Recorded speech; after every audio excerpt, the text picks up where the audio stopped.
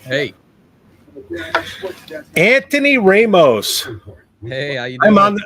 I'm on the road, my friend. I'm in God's country, Lake of the Ozarks, Missouri. Oh, interesting. Is that a family background there? Or? Yes. One of my favorite uncles, Mike Sanahan, and my favorite aunt, Jan Sanahan. We're here at their property or estate, and we're having a great time. Let me know if the sound is bad or whatever.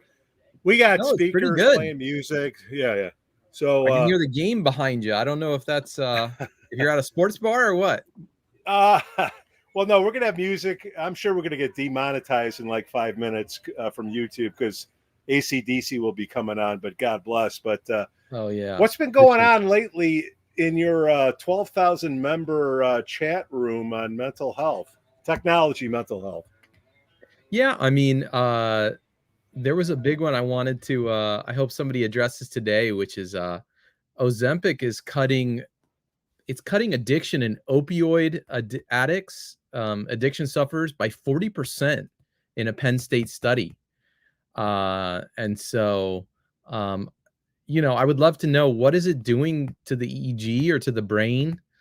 So we'll just well hold on, isn't it the anterior cingulate switch? It's yeah, because it's not only drugs, liquor, whatever, but it's gambling, any of your vices. It seems to turn it off. Yes or no? Exactly. Yeah, I read something that it's increasing theta waves specifically, but I couldn't tell you for sure because it was at the temporal lobe. So that's pretty good that you remember that, because the anterior cingulate, as you mentioned, that's one of Jay's two main places for addiction. That's one of the two main phenotypes, is having alpha, theta, or beta up there, or then having over arousal, the low voltage fast EEG. As Jay, I hope I got it right. So until he's on, well, don't worry, he'll come on in a little bit. We can get away with a lot of things right now until those people start showing up. Did you see in the news the weatherman that had a panic attack? Oh no! What did did they give reasons why, or what did he do? How bad? Yeah, he got the weather report wrong. Oh no! Yeah, I don't know. Mm-hmm. I'm making it up, but panic attacks would be kind of a good one. Yeah, Jay, I think he addressed it one time, but that's always a good one. As far as getting questions, one thing we could do, I did advertise a little bit on Facebook. Another thing we could do is maybe just, because there are a lot of people with questions on Facebook, maybe we just put up a thread and say, please post your questions here and we can answer them live for you. And you had me at hello. Put the link in there in the chat room right now. I'll do Joy's that. doing hold on, we got a comment. Oh, great. Juan Diaz. Hello guys. What's up, Juan? Awesome. That was a long time ago. No, that was 7 minutes ago. Juan, I hear you, baby. You got any questions? We don't have any answers. It's just me and Tony. But we can search for you. He's it looks like marriage and family therapy, so that's always very interesting and useful. I don't know if he follows the Gottmans. That's the closest I get to that sector, is they're marriage and family researchers. Anyway. So Juan, how did you hear about us? Like, how do you know us? Like, I heard what Antonio Ramos said, but how do you know us? Yeah, that's a good question for him.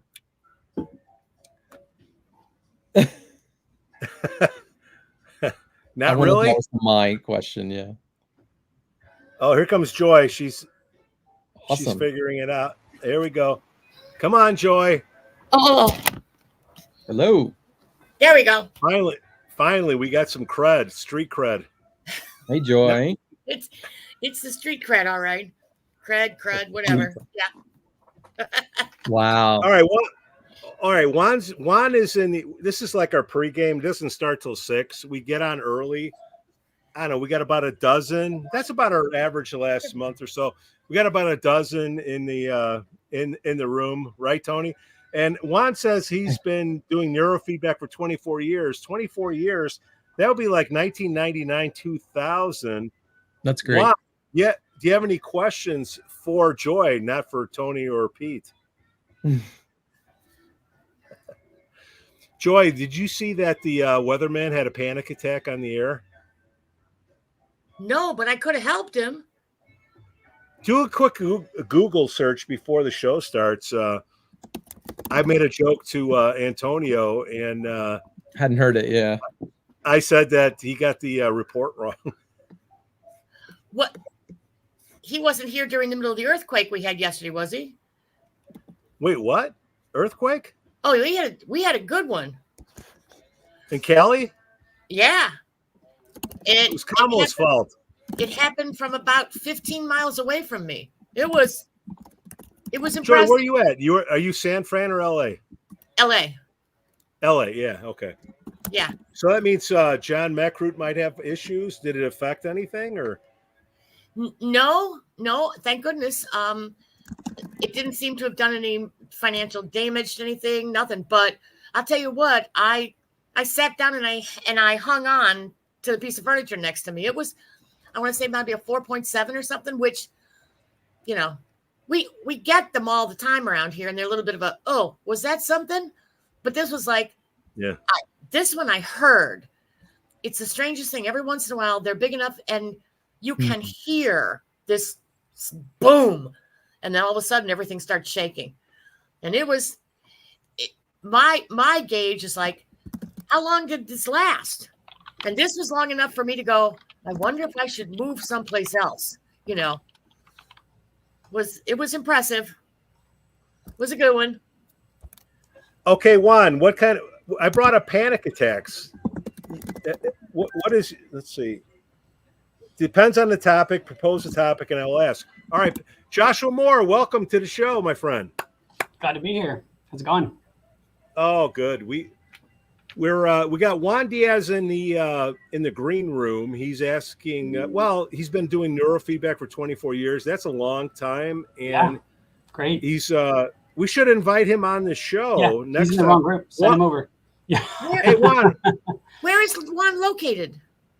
Yeah, Juan. Here, let me mute it so I don't get YouTube's getting pissed at my music. Link him over. Link him into our. Jump him in here.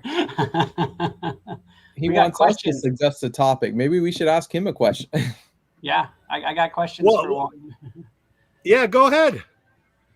Yeah, I threw out panic attacks. So yes. All right, East Bay, close to San Fran. Okay, Juan, gotcha. Juan, what can we ask you about panic attacks? What's coming in the last 6 months with your clients? Besides Kamala Harris. Wow. We're not live yet, are we? No. We are.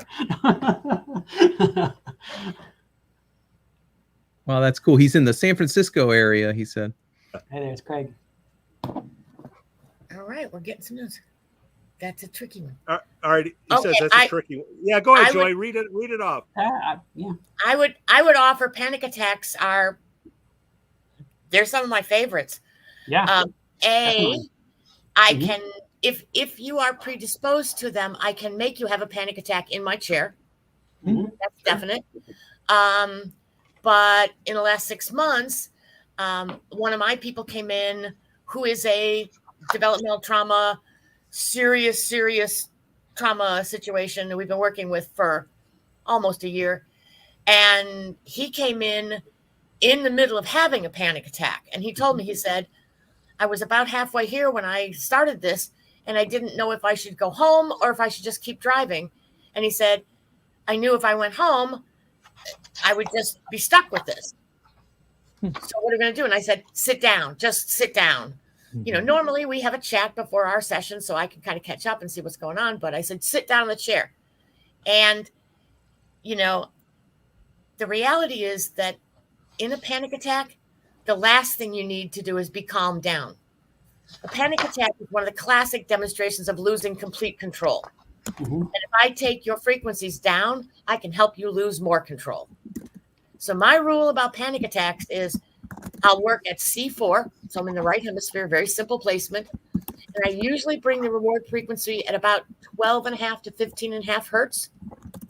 And it took me 9 minutes to turn his panic attack off completely. That's pretty typical. So if you got a mom that just tuned in, and look, any mom can have a panic attack when, oh my God, I got the I got 6 kids. I got to get dinner on the stove. I just got home from work.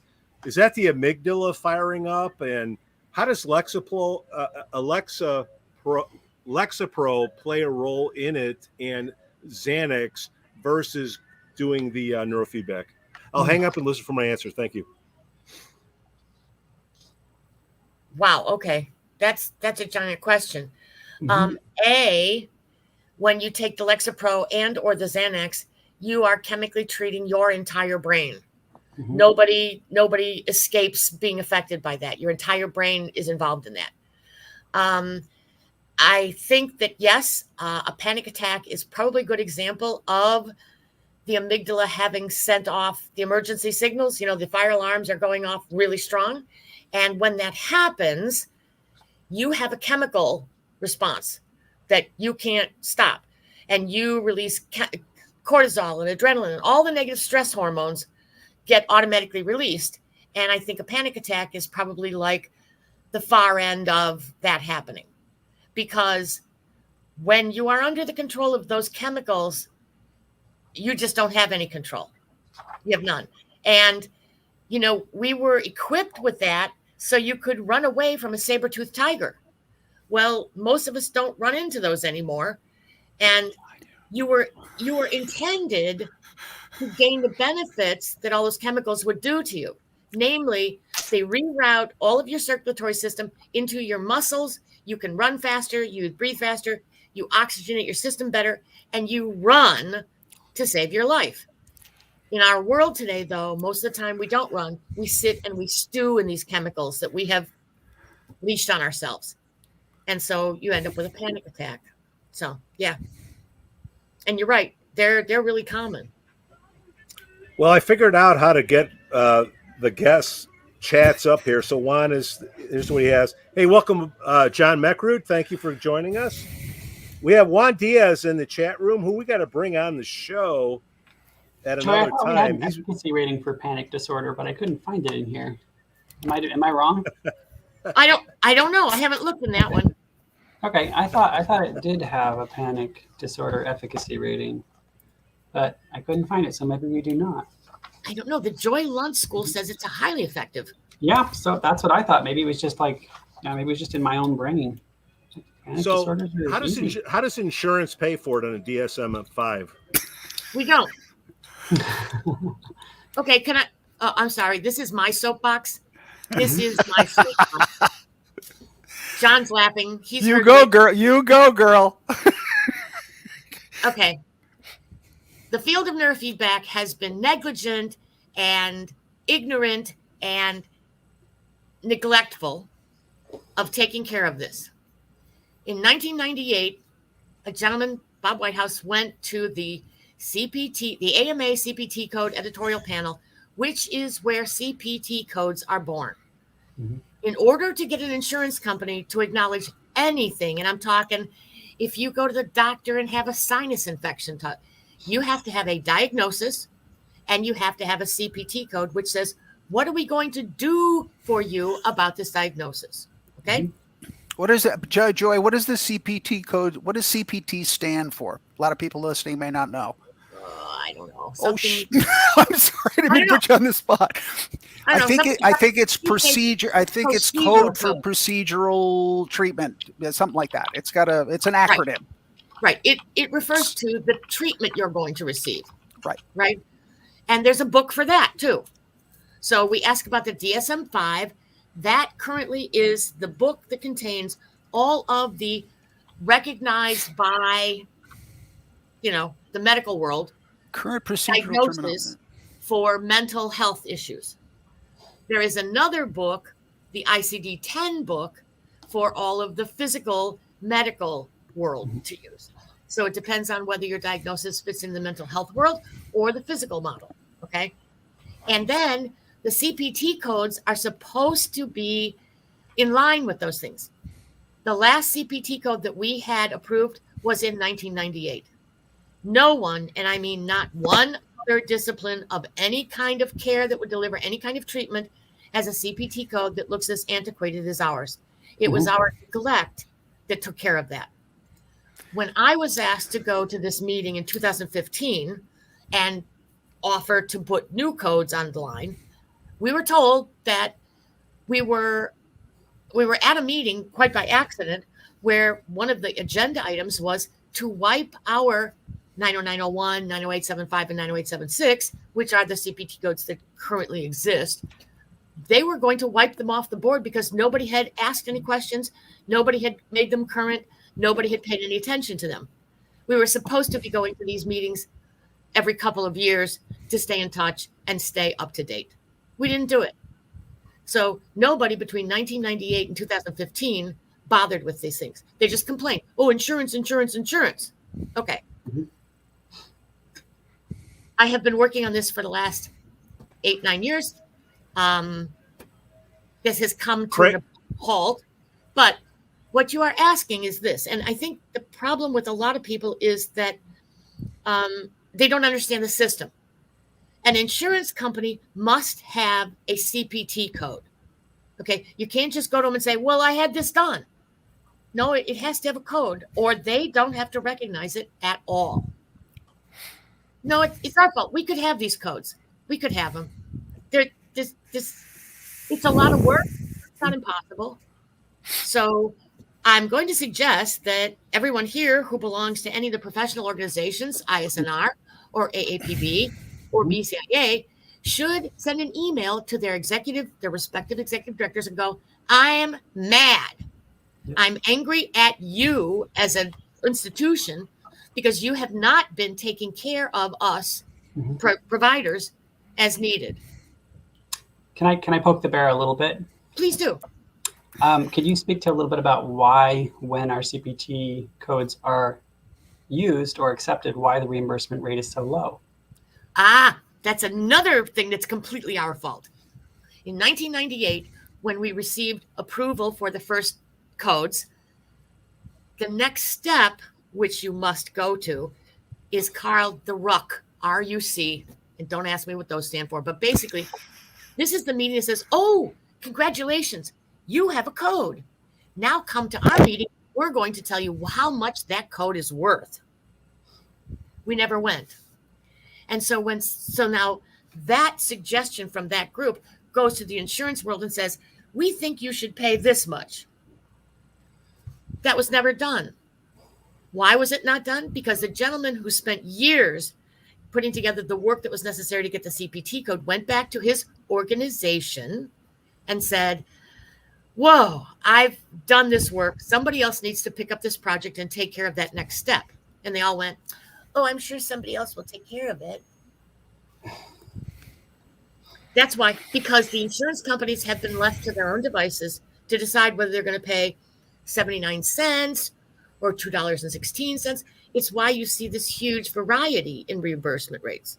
Mm-hmm. You know, some of my people get $16 back and some people get, 80% of the charge. Mm-hmm. We got Juan in the room, and hello to Craig Walker. Hey, thanks for coming back, Craig. A mom has got a kid, 5 years old, coming in on the spectrum, whatever. That could mean anything. What do they have to go through to get paid for getting service? They might not. Mm-hmm. I mean, there's a very good chance that they won't. I hate to deliver that news, but it will depend on your individual insurance company and whether your policy will be kind enough to cover it. And you will have to have a solid diagnosis code from a doctor. And then your provider must use the CPT codes, and they have to be qualified to use the CPT codes, which means they have to have a license in order to submit to the insurance company. What's the best insurance company out there? Subjective question, subjective answer. Different in states. There used to be different answers to that, Pete. Right now, your insurance company, whatever it is, can have 85 different plans. It depends on what your plan is. So there are no more great, best, wonderful, bad. There are some states where Medicaid has agreed to pay for this, but you have to do some research and find out if that's true for you. Medicare does not pay for it under any circumstances yet. That's another thing that we could hammer out if we got our butts over. Wait, hold on. You can't get brain brightening? No, not if you expect Medicare to pay for it. Of course you can go have it, but Medicare doesn't cover it.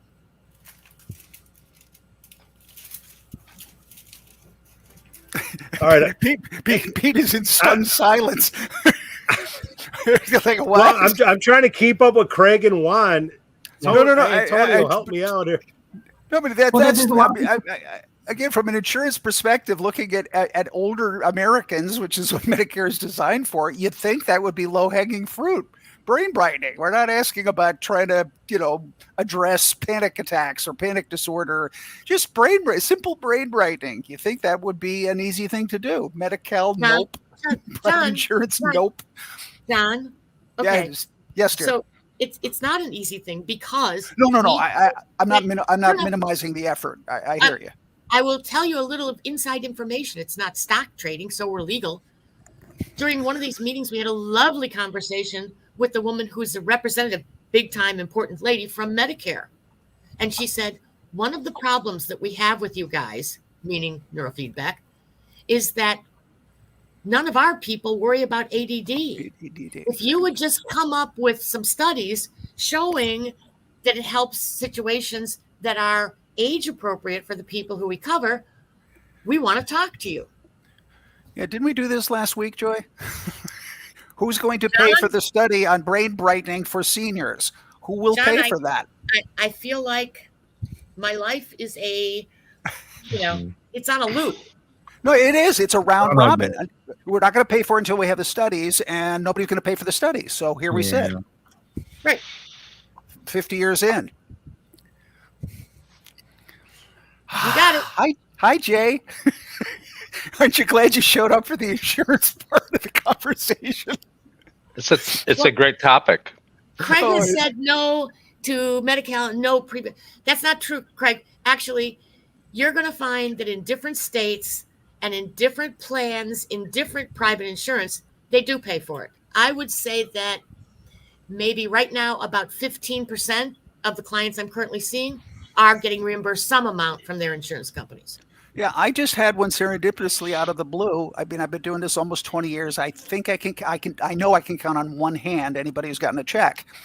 I got a gentleman that we've been working with out of network, submitted relentlessly. He had multiple submissions, finally got the CPT codes right. He got a check from Blue Shield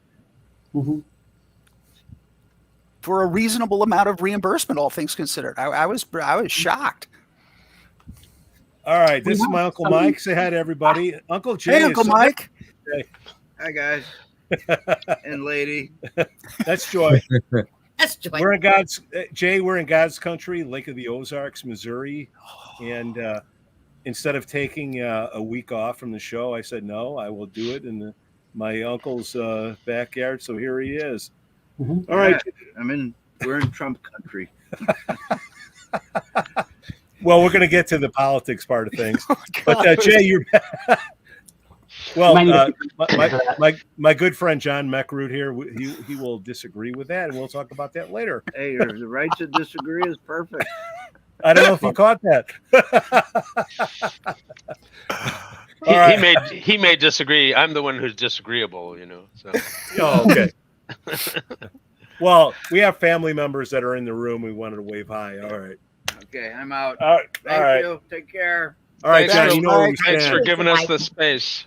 So, I don't have difficulty with reimbursement because I don't do therapy. I do assessment, and EEG has procedure codes, and QEG isn't called QEG. It's called digital analysis of the EEG, and there's procedure codes for that. There's a procedure code for the professional reading the EEG, and there's a professional reading the digital analysis. So there are 4 codes, and I don't even know the codes, but we don't have trouble getting paid. But, you've got to have a proper physician doing the interpretation, all of that. You have to meet the standards. So. We've been working with Kaiser Permanente in our area with lots of success. They want to build a long-term program for us. and for local clinics. And we've passed phase 1, and phase 2 incorporates a more standard contract for local Northwest clinics. And so supposedly phase 2 will occur soon, and phase 3 they're putting it in their actual Kaiser clinics. So I've talked to the higher up admins about that individually, and that's their actual plan at this point. Yeah. Historically, Kaiser San Francisco had neurofeedback, biofeedback, but Awesome. the professional who was doing that retired, and I think it went away. So. Yeah. Unfortunately. Great question, Elizabeth. Is that Elizabeth Taylor? No, Tudor. Close. I can read this Hey, one Elizabeth, for you. thanks for showing up. Go ahead, Tony. Yeah, it says, hello, folks. Is there anyone that neurofeedback is not suited for? What type of person should be careful before beginning treatment? Can I start with training before, rather just to switch the words around? That's By all means. That's my soapbox, Joey. I'll stand on it forever. I'm right with you, John. I'm Yeah, right with Elizabeth, just to know, the way many of us in this community view it is it's not a treatment, it's a training. We're not doing anything to a person's brain in neurofeedback term. There's neurostimulation, whole different conversation. But for plain neurofeedback, traditional neurofeedback, whatever you want to call it, it's, in my view, a training. So we want to be mindful of that. We're not just being particular about using a particular word. I think it speaks to the heart of what it is that we do. Yay, John, training. Thanks, Craig. But is there optimization. Jay, Jay, this is a great question. You, as an EEG expert, in other words, is there something in an EEG reading that would say, hey, this person probably should be cautious, perhaps, about approaching doing neurofeedback training? There's things that tell me that the therapist should be cautious. But basically, if you find something in the EEG, you can train it. I mean, the EEG is an organ that can be trained. You can operantly control its function. And if you see epileptiform content, that can be trained away. We've done that successfully. I have a 6 in a row seizure-free, medication-free at this point, and we just published on the Isabella case. She's seizure-free, medication-free for 7 years, graduated with honors and a tennis scholarship from Baylor, and is in grad school there. She's got 1 year left of eligibility for tennis, and she'll graduate with a master's degree and go pro. So I think that was a positive outcome with somebody who had epileptiform content and was told the only chance for her was brain surgery. The meds weren't working. She was an intractable epileptic. So, when I see a difficult to train brain that's going to be difficult, it's going to take a long time, it's something that the therapist needs to be aware of. But if the person coming in and realizes what's going on with their brain and realizes kind of what the training is going to take, and that it's not a linear progressive recovery from something, it's a learning, and there's a learning curve. The learning curve has a 5th order learning curve for those who are into physics on learning curves, but it's something that you can learn to control.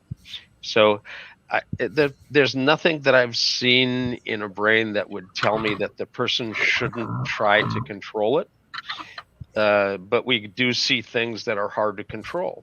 And the therapist needs to be experienced enough and realize what it is that's going to be entailed in the training. This is not a simple ADD, if there's any such thing, that would be maybe 30, 40 sessions and be effectively trained so that they're not diagnosable anymore. That works very nicely. That's been shown to have good efficacy. In fact, compared to medications, there's some meta-analyses that gave it a specific, meaning that it's better than other approaches, including medication. So, it's not that quick and easy when you've got very difficult things like epileptiform discharges, which can be seen in non-epileptics. We've shown in a group of psychiatric patients that had no history of seizure, that epileptiform content can be identified. And when you see it and you treat it with an anticonvulsant, even though neurology would typically not treat it with an anticonvulsant because there's no seizure, in psychiatry, they can use an anticonvulsant as a stabilizing agent. And when treated, the individual psychiatry gets better. And if you look at the EEG, you can tell whether it's a problem or not and know whether that's an appropriate med. I just finished doing a talk on medication selection based on EEG, QEEG for ADD. And it's not all about simple stimulants. There's a lot of different kinds of drugs that are being used. So that was a terrific presentation, Jay. Thank you for giving up your time on that. Well, thanks for attending. I found out that Linda Thompson was in the audience because of a question, and then at the end pop up all the faces I see. Where was this presentation? Where was it televised or etc.? It's a secret, Tony. We do. Sorry. No. Yeah. It was a secret cabal. You would register for it through iSync, which set up a difficult circumstance with a translator, and there's on the bottom on Zoom, there's a translate thing you can click, and you could get Portuguese. So there was a Portuguese translator, English to Portuguese for the entire talk. And I didn't slow down for her. She is really good. So, Joy, when you I wanted to just finish up with Elizabeth, make sure she got her question answered properly. Well, I think inherent in the question is there some, if Elizabeth, is what you're asking, is there some diagnosable condition? You know, in other words, a person with bipolar disorder or borderline personality disorder, schizophrenia, is there something that you might think as a population or a particular person might not do well with neurofeedback? I think all of us would probably say that no, that's not a problem for us to deal with. These diagnostic conditions are part of our work. So from Jay is speaking to brain circuit behaviors as being amenable to training. If the person has a fatal disease of the brain, they may want to optimize the brain function in the last go around. And that's a perfectly appropriate use of the training. End stage EEG training ends up being a valid use of it as well. If you want to optimize the brain, neurofeedback is really one of the best training techniques. And it's good for what ails you if you can see it in the EEG. And there aren't contraindications, kind of like a normal contraindication for a specific medication or a specific treatment. There are, in fact, for instance, if you're going to go to a ketamine clinic, there are EEG patterns that are warnings that if you take a hallucinogen for therapy, you have a high probability of having actually a bad outcome. And those are unexpected epileptiform content and spindling excess beta. Both of them are probably on the epilepsy spectrum. But if you have those, you should be warned ahead of time that ketamine or psilocybin or I mean, there's a whole list of various things you could potentially take. They have a risk of a K-hole experience from ketamine or a bad trip from one of the other hallucinogens. So there are treatments. Sorry, Jay, that's a warning that should go out to the psychedelic assisted therapy community at writ large. Personal revelation, I've done my fair share of psychedelics. So all I was asked was, am I taking an MAOI inhibitor? Maybe they should have looked at my QEEG before they agreed to let me into their little party. So that's a really important point. Thank you for bringing that up, Jay. I'm going to bring up John, another point. I'm going to bring another. Go ahead, Joy. Because Elizabeth asked a really broad question. And, okay, Jay, you would not have done well having neurofeedback with your tumor. One of the things you must be able to sort out is this a physical problem that's causing the difficulties with the EEG pattern. And if that's the case, no, neurofeedback is not indicated for you. My However, answer, Elizabeth, well, okay. optimizing my brain, even though I had the brain tumor, is still a perfectly good thing to do. And I've done a lot of brain training over the 52 years I've been in the field. So, and I did some prior to the brain surgery. I actually did alpha theta training to prepare myself for the for the experience of the therapy, to surrender to the surgery, and to get a set for the recovery and all of that. And I came awake, alert, and passed all my neural signs on my way to the recovery room. They've wheeled me through the recovery room to my own private room without stopping in the recovery room. I'd already popped up like toast. So I think the alpha theta training did its job. But just because I had a brain tumor doesn't mean I have to avoid neurofeedback. It means that whoever is going to be working with me needs to know what they're doing and needs to know my brain before they jump in. So Elizabeth asked another question about standardization.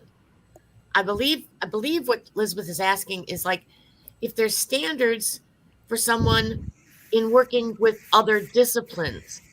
To the best of my knowledge, we have absolutely none. We can talk one provider to the next to give you some suggestions about the experiences we've had with different kind of disciplines and working with them, but there are no standards established, Elizabeth, none. Craig has a question here referring to the sedation mention that Jay just made. I think says, in brief response to question posed to me recently, neurofeedback, what is neurofeedback's efficacy in easing after effects to intense sedation, such as in a tough dental procedure? Essentially, what sedatives are inhibiting neural activity?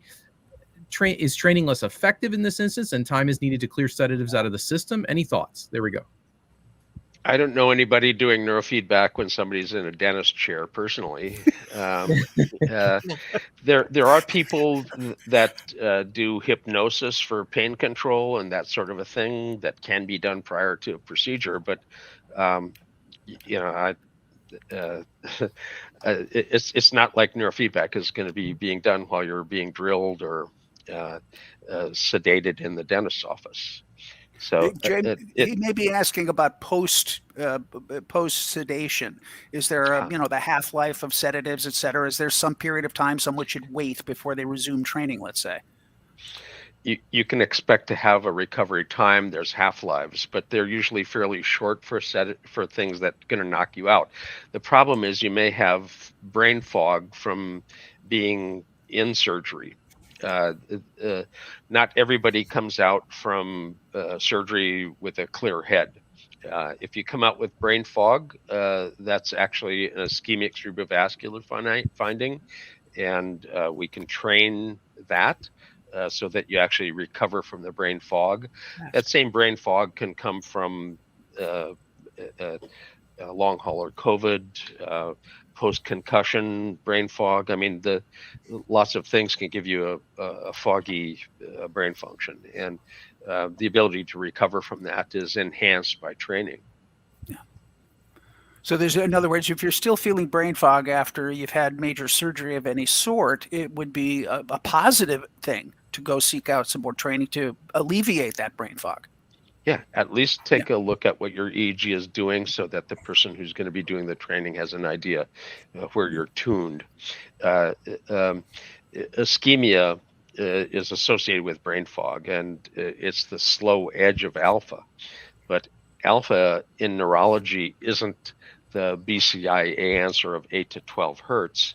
It's the frequency at the back of your head that attenuates when you open the eyes, and it can be slowed and outside the 8 to 12 answer, but the slow edge of alpha is what tracks ischemia.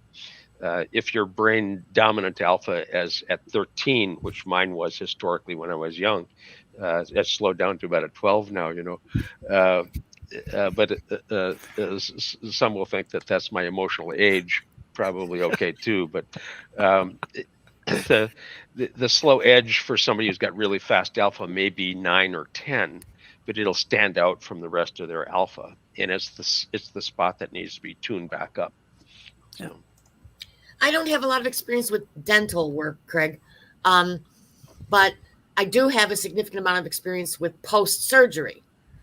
The two most likely things that people just come in off the street for with brain fog is either post-surgical or chemotherapy. Post-surgical, I would first of all, it's not a long-term kind of a training process. And my guess is the level of sedation in dental work is probably not as intense as a 5-hour hip replacement surgery. It works really well. People feel it right away. Peter talked about earlier about the brain brightening. Well, this is our version of brain brightening after your, if you know anything about anesthesia, you know that their goal is to indeed induce the changes in your EEG that the dominant waves are now the slow waves, right? That's what puts you under. And so human beings have different abilities to pop back up from that. Jay, he demonstrates the fine end of like how you're supposed to do it. You're supposed to have that sedation and pop back up. Not everybody does. And, I've had people come to me 6 or 8 weeks after their surgery when, of course, they've been assured that the anesthetic is off. It's gone through their system. Well, apparently their brain didn't send the message and they still have dominant slow waves. And you do a few sessions where you're inhibiting those and they feel much better. They feel like, oh, my brain just turned back on again. So post-sedation, we've had really good results. Jay, we got a question from Juan. Hold on, Jay. This is something we haven't talked about in a long time. That's why I'm breaking in like a breaking news alert. Juan Diaz, I remember talking to Margaret Ayers back in the day and how she helped people in a coma that's beyond sedated. Jay, you are in the business of getting people out of a coma. It's not a pretty business. I think everybody should know that there is a way to go ahead. I was in it, but I won't do it anymore because you can't predict who really wants it.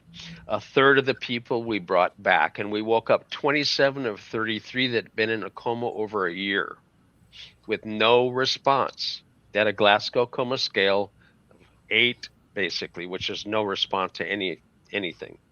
And so pain, there's no response. We woke them up. The process is ugly. There was only one hospital in the U.S. that would give it an IRB ethical pass. You can't get who's going to sign the permission form? The patient's in a coma. Here, sign here. We'll wake up your grandma. That's coercive. That's not informed consent. That's a coercive consent. So there's no way to get informed consent. But we woke them up effectively, 27 of 33. A third of them would have preferred just passing. Mm-hmm. And you can't predict ahead of time by looking at them.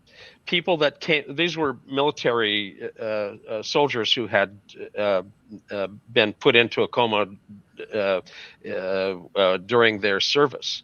So head injuries, blast injuries, hypoxia, various sorts. But they were in a coma. One guy had no left hemisphere. We woke him up too.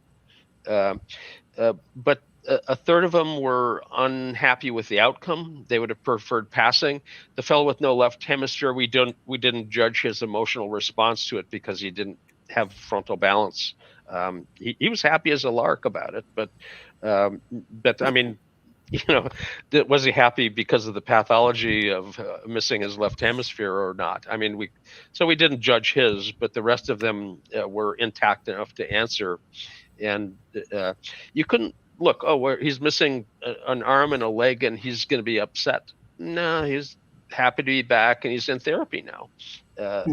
One guy only lost IQ points. He was really, really quite bright and he came back normal. And he attempted suicide multiple times, really disappointed with the outcome. His image of who he was no longer a bright guy. He thought he felt dumb and he didn't want to be. So, but you can't tell ahead of time. And when a third of your customers will spit on the ground when you walk by, you choose to do something else with your time. So we proved it could be done.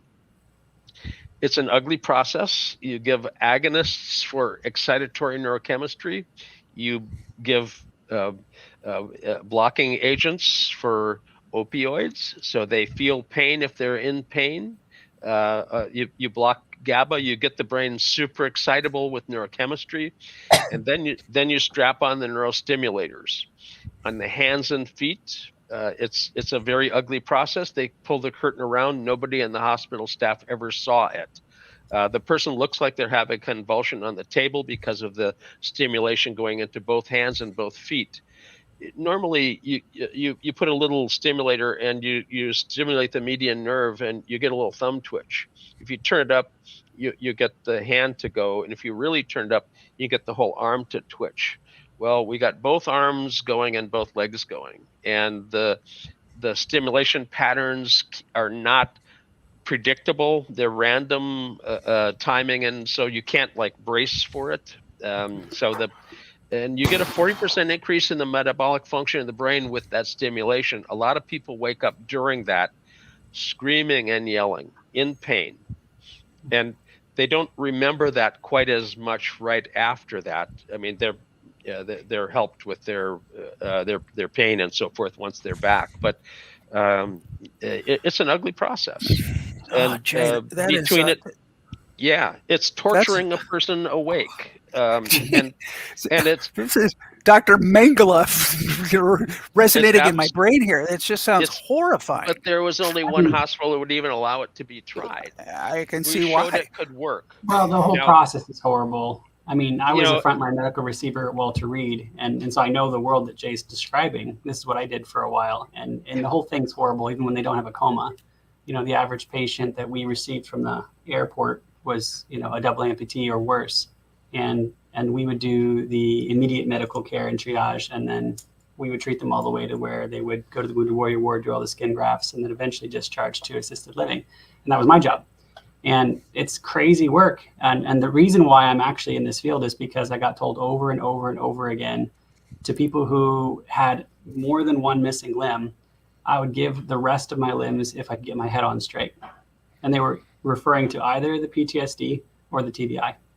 I would give the rest of my limbs, like I would go completely non-ambulatory if you could just get my head on straight. I care more about my head than I do my limbs, because we can get them walking, unimaginably well, but they wanted their head on straight more than anything. Yeah. Well, that's not surprising when you think about, it's like what I give up in my life. If I can have my brain, I'm fine. I would make the same choice. I'd give up my control over my body to have my brain functioning well. Might end up like me, nothing right with my left brain and nothing left in my right brain, so. Well, it is really rewarding now, because I do work with a lot of cases with TBIs, and we do see their function increase, even though they're 10 plus years after the injury. We do see people walk again who weren't walking. We do see people talk clearly who weren't talking clearly before. And that's incredibly rewarding, knowing that there is something more than 10 years after the injury where there shouldn't be, but there is. And there's significant, alarmingly better gains that can be had. And that's exciting. And I'm glad I changed jobs. It's fun. Wow. Jay, before you got here, we were talking about panic attacks, and there in the news, you'll see a weatherman who had a panic attack on air. And somebody said, what happened? Well, they got the weather wrong. What is going on with a panic attack? So in anxiety, there's only a 12% incidence of epileptiform content in anxiety. But if you have panic, the incidence of epileptiform content goes up to 30%. So about a third of the people that have panic actually have discharges in the brain, and they have out of control emotions, pseudobulbar affect. And you can have a rage event, you can have a fit of crying, a fit of laughter, a panic attack. Discharges in the temporal lobe can create all sorts of false emotion. And, it's a discharge. It's not what you would normally do. It's essentially out of your control when it's happening. And not everybody that has a panic attack has epileptiform content, but it's a third. I mean, if that's awfully high odds, It's not even odds, but then even odds is an odd, I mean, strange phrase if there ever was one. We were talking earlier about how, some of us have the experience of finding panic disorders to be fairly easy to train. I'm wondering if you have some insight into that. So some things can be harder to train. Things that are related to epileptic content or undiagnosed epileptic discharges can be harder to train, but panic disorders, for some reason, seem to respond more readily than other symptoms. A fair number of them that don't have discharges have over-arousal. And he may be a fine weatherman operating at his peak, but when something stressed him, he plummeted. And if you're over-aroused, your arousal performance falls off. And if you drop the arousal back down, their ability to perform without having an anxiety or panic attack will probably be put back in place. Arousal can be seen peripherally. Peripheral to who? It's still part of the same person. As electrodermal activity, your sympathetic nervous system, which is part of your involuntary or autonomic nervous system. The sympathetic nervous system controls eccrine sweat glands. Your face, your hands, your feet. These are different than perspiration from heat in your armpits and chest and back. I mean, this is emotional sweat. And the sweat gland actually has a small muscle fiber in it, myoepithelial cell, that will squirt out when the sympathetic nervous system triggers it. So the hands and feet and face can end up with anxiety-related perspiration. When you see over-arousal in the sympathetic nervous system, you see that. And that'll be seen as a change in the electrical conductivity. So you can train that to drop the arousal level, electrodermal or thermal for sympathetic control. HRV balances sympathetic parasympathetic balance, heart rate variability training, which is pattern breathing, and there's a reasonable literature for that reducing sympathetic over-arousal. But you can also train in the brain. Over-arousal has beta excess, and it also has fast alpha. And you can train the alpha down, unlike brain brightening, where you want to speed it up. If your brain is too fast, you want to normalize it back down to a better frequency range. It's not like you're taking away the fast frequencies, you're training them how to make some of the slow ones. And for some people, the alpha theta style training ends up giving them those slower frequencies and gets them away from their PTSD and anxiety. And that's also very useful. So anxiety and PTSD and anxiety with panic are things that people work with in neurofeedback all the time. It's a common symptom, and it's worked with quite effectively. Speaking of arousal, No, I was going to say, for the average person just listening to this stuff gets highly technical for perhaps somebody just tuning in going, what are these people talking about? Jay is, I think, very eloquent on how he explains the mechanisms involved here. But I think I want to make sure that potential clients or people looking at potentially doing neurofeedback understand that a lot of the issues that people walk into us with are characterized by them as being some kind of a character flaw. There's something wrong with me. I can't control my emotions. And that there's a huge brain circuit component to this. It's not your responsibility. You don't have control over it. That's the point. And by doing neurofeedback brain training, you can give your brain the capacity to better manage itself, and therefore you won't have those feelings. You won't feel wildly out of control or standing in front of the green screen doing the weather report and completely collapse. Your arousal will be reduced to the point where the brain itself is better managed. So I just want to make sure people don't mistake this for some, as they often do, there's something wrong with me. I got a diagnosis of X, Y, or Z. There must be something wrong with me. And it's brain circuits. It's problems managing states. And once the training takes effect, you're going to feel better. And we just want to make sure that, I want to make sure that people aren't mistaking this for some kind of a psychological trick that we're playing on them. It's not that. It's literally brain circuits. Sorry, Anthony, I stepped on you. No, it's fine. I was just going to read speaking of training, somebody is asking about how do they enhance their neurofeedback training at home. It's Talabo. And he says, are there any devices to use or rent to support or maintain progress between sessions or after it ends? Having spoken with this lady, I'd like to answer her question. Sure. No. And this is coming from a provider, okay? There may be other opinions about the home training market, stuff like that. Okay. The problem that I have with it as a provider is I am very carefully and deliberately choosing a protocol for you. That is the one that your brain needs to learn from. It's sort of like saying, you know, I'm taking my dog to a very expensive dog trainer. Can I go to some cheaper people who I really don't know what they do and if they might be the same? Would that be helpful to the training?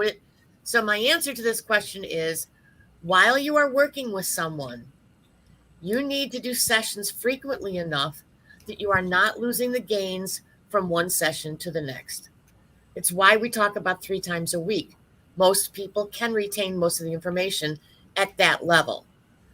When you are finished with sessions, you aren't supposed to need any more neurofeedback training.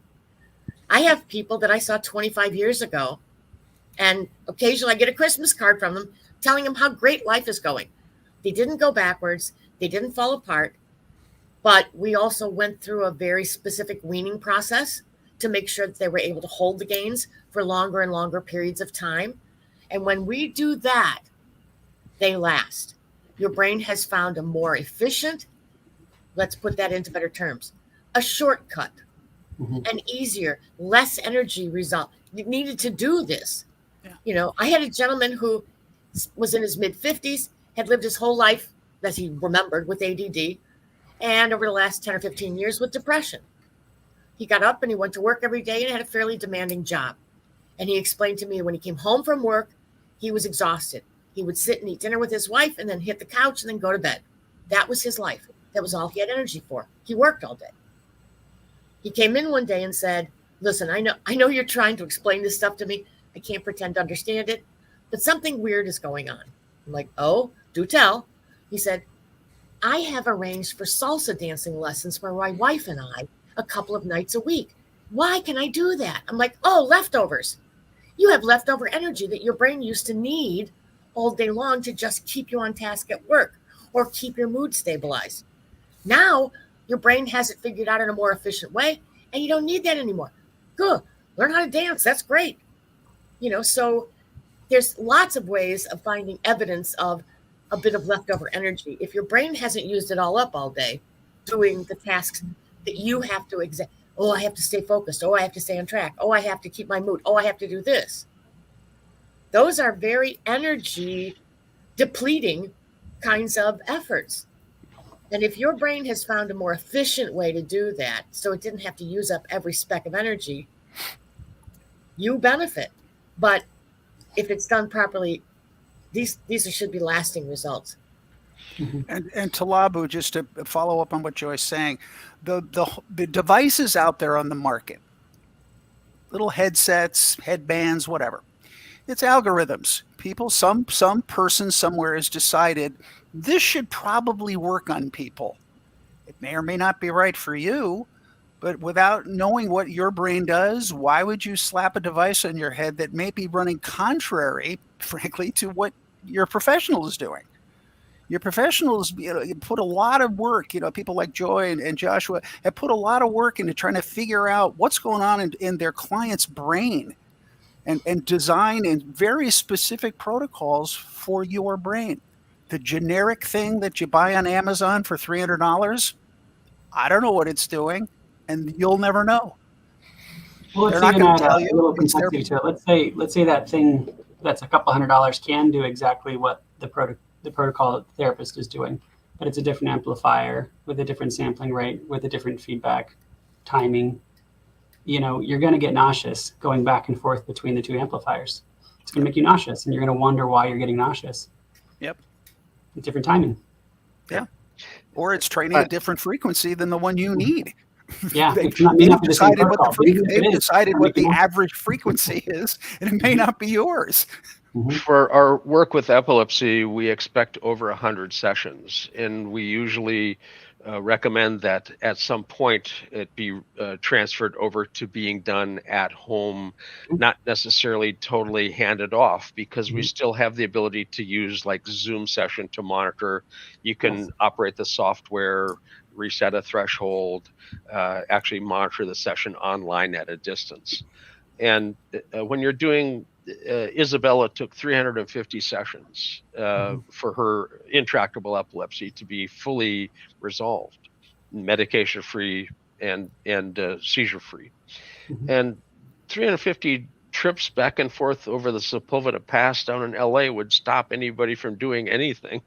So, you have to end up in a long-term treatment format like that, having some of it done with supervision at a distance.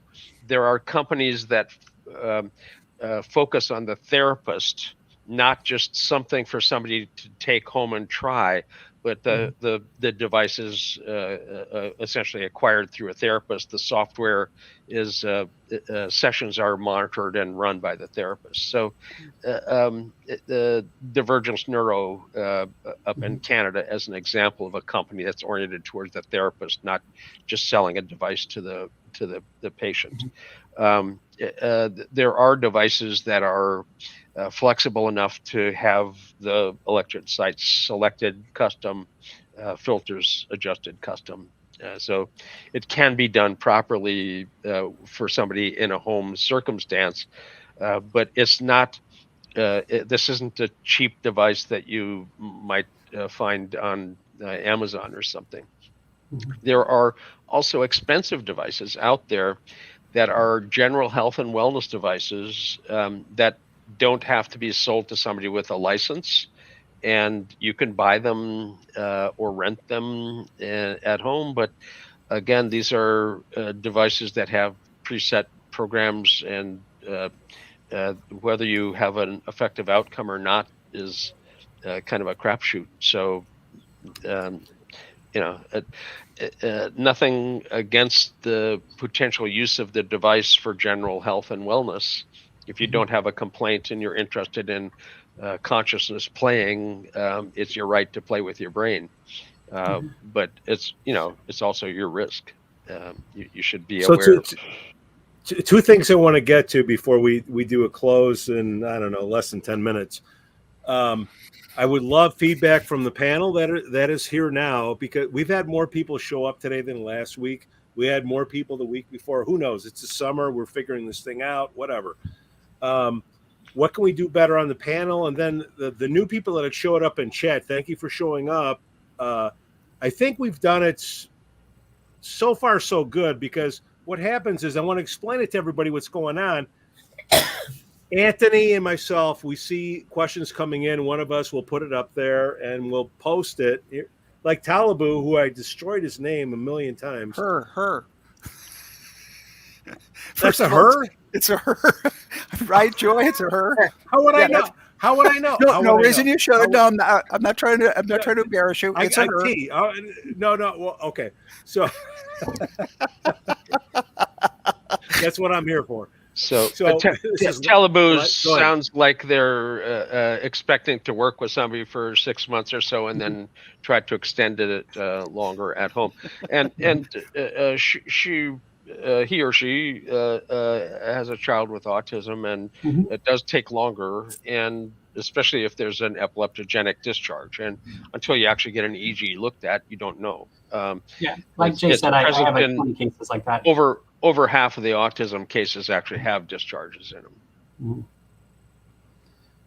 If I have to do 100 sessions with somebody, I don't like to keep them in the clinic for 100 sessions. My relevance to my local community will drop if I can't have new intakes. And so I don't like that idea. So I try to get the equipment in their house once they're properly trained and I feel comfortable with them doing it under some supervision. Yeah. But it's the professional equipment that's going with them. Yeah. The stuff that they were using in the clinic goes home. Grace So had an we- earlier we question. have- I just make Go sure we ahead, got go ahead, back to that. John, go Sorry. ahead. Grace had a question about the vagus nerve. I want to make sure it got attended Yeah, to. That's I a good can read it. question. How does the vagus nerve interact with neurofeedback? Should people fix their vagus before they do neurofeedback? Fix the Any- vagus nerve. Let's start with that. I don't want to dominate all of this. Me, just press start. I'll talk. The left frontal area that people go to try to deal with affect regulation, when stimulated, actually stimulates the vagus nerve. If you do TMS at that location, you'll see a cardiac deceleration when you pulse it. And the extent of the cardiac deceleration can tell you how strong the pulse needs to be. That was only recently discovered by Martijn Arns working in TMS. He found the cardiac deceleration and the vagal nerve connection. And he was just at Stanford, and they've identified the ability to titrate the dose, the strength of the pulses, basically based on the cardiac deceleration. One of the things that can happen in TMS in a session is you stimulate the brain and the person passes out in the chair. Why would that happen? Well, you can decelerate the heart down to 40 beats a minute. That's not really sufficient for a lot of people. They might pass out. So, it's essentially like a vasovagal syncope. You can pass out from vagal nerve stimulation. And so is it in the brain as well? Of course it is. The vagus nerve connects the brain and the body, and they talk to each other. Whether you know what you're listening to or not is another matter. But intense abdominal pain, it will be a vagal body stimulation. And when that hits the brain, many people pass out. Again, vasovagal syncope, the brain will pass out usually at that point, dropping blood pressure out and cardiac deceleration. But to her question, though, should someone postpone neurofeedback training until the vagus nerve is better balanced, or can they be done simultaneously, or are they connected?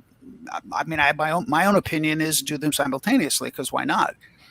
If the therapist knows what they're doing, vagal nerve stimulation can be used in conjunction with neurofeedback. But you do have an effect with a stimulator, or there's some stimulators that are inside the mouth. I mean, there's been a number of different approaches over the years, but the vagal nerve stimulation can end up being done in conjunction with the neurofeedback, assuming the person is competent in both of them.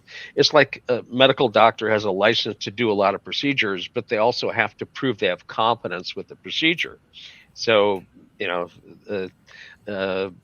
just because they have a vagal stimulator, they need to know what they're doing with it.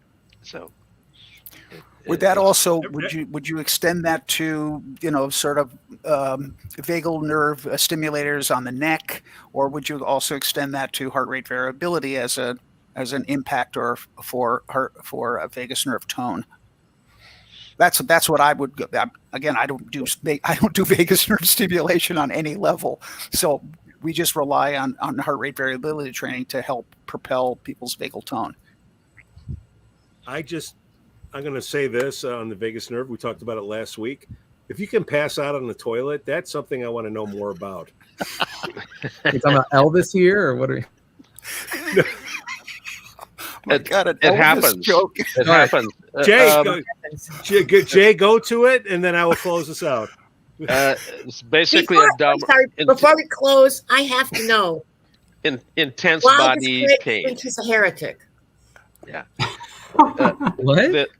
What? She wants to know about the heretic in the room. It's posted here.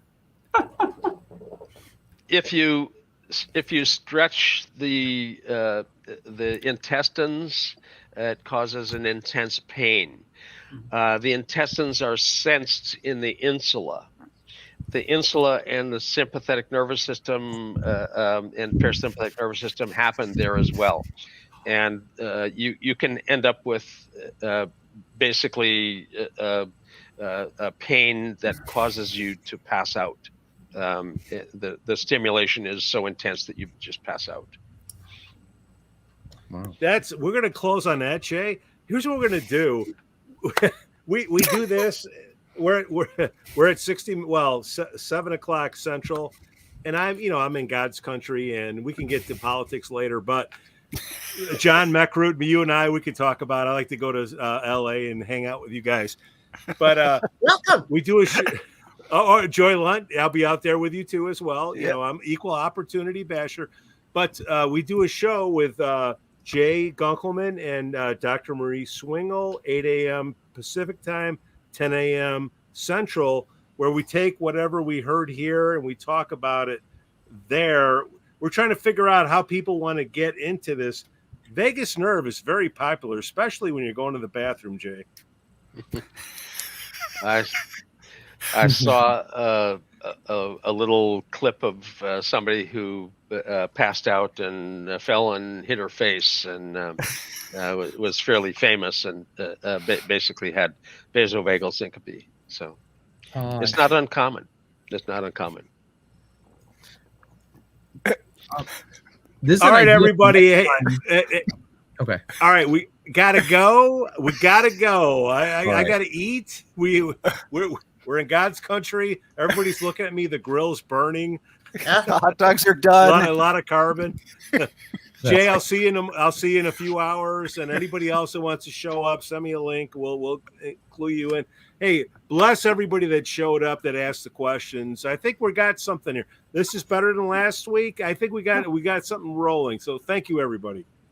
Spread the word. Spread the word. Tell your friends. Oh, look at this. Now we got a surge of people. Yeah, I don't know what's going on in the chat, but something weird's going on with the chat. I told you, if you pass out going into the bathroom, that's a big one. Wait, hold on. Discuss, baby. Don't go. Here, I'm going to walk away. Next Wednesday, 4 o'clock. 4 o'clock Pacific. Another. All right, guys. We got to. Bye, all. Pete, thanks so much tomorrow morning. See you tomorrow morning. Bye-bye. Bye. Watch. Hurry up. Go inside.